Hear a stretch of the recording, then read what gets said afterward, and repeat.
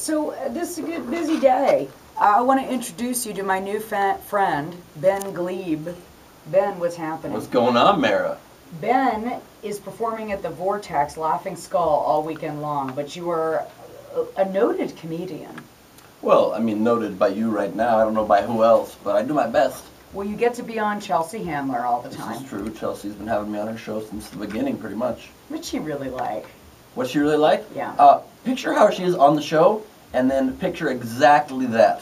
So she's wacky and crazy and drunk all the time? Well, I don't want to say she's drunk all the time. I don't want to, get fired from her show. Nor is it necessarily true, but she's definitely crazy and loves to talk a little smack to people, that's for sure. That she does. She likes to make fun of me on the air, and it doesn't stop when the cameras stop. It's not an act, let's just say that. Okay. She likes to, like, for example, I just had a pretty fun birthday party in Los Angeles. My birthday was like 1 month ago, and round table ends, and I'm walking off set with Chelsea, and she had crutches too. She had just had surgery, so you think she'd be in a more vulnerable place.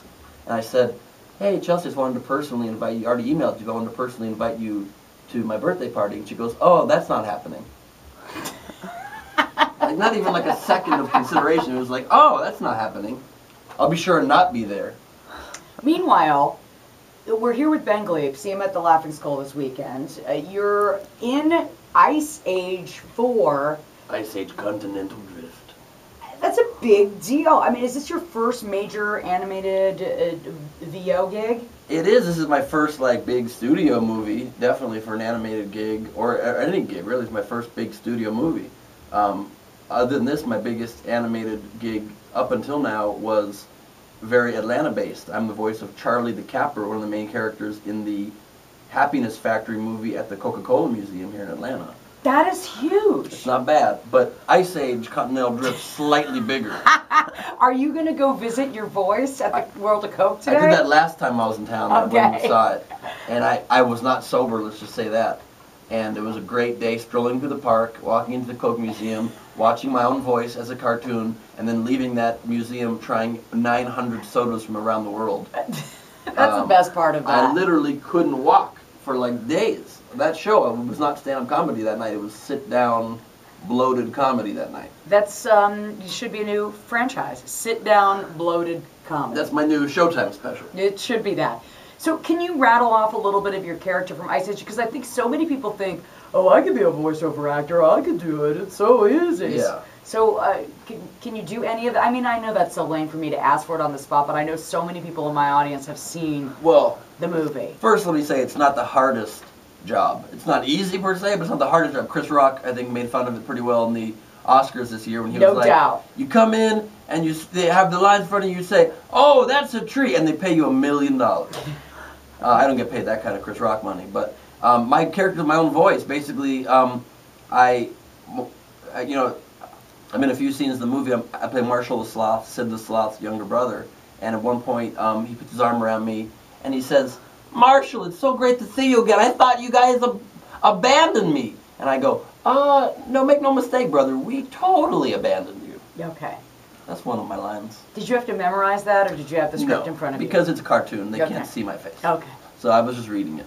But it was intense. There was the directors of the movie, this gorgeous sound studio, LA Studios over in North Hollywood in California. And then they had the two directors of the movie, the producers, and more producers from New York live. They were satellited in. Is that how you conjugate satellite? I guess so. I guess satellited. They're on an ISDN line or something. That's some sort kind of an technical ISDN line. talk. Yeah. All right. Well, so now this movie is doing so well, Ice Age 4. You're a voice in it. Do you get a cut of this, or is it just a flat talent fee? No, I definitely will be getting a cut, I think. Because, really? Yeah, because right now we're #1 in both America and the world, pretty much. #1 in Australia, #1 in Europe. And my initial pay was very small. The actual studio fee was tiny. But the whole thing of these gigs is the residuals. So okay, well, good luck. I don't have like back end points, but I will get residuals. I should make some money over the course of my life, I think. Well, great. Then we'll stay friends with you. Only because of my financial proclivities. Well, I get it. you're making money this weekend. You're at the Laughing Skull all weekend long. You've got your worldwide podcast. You're doing this live on Sunday night. What is this? I have a podcast on Kevin Smith's network, on this podcast network called Last Week on Earth with Ben Gleib. Okay. Every week on this podcast, I cover everything that happened last week on Earth: news, politics, pop culture, science, weird stories. And this Sunday night, 7 p.m. at the Laughing Skull is my first ever live audience recording of it.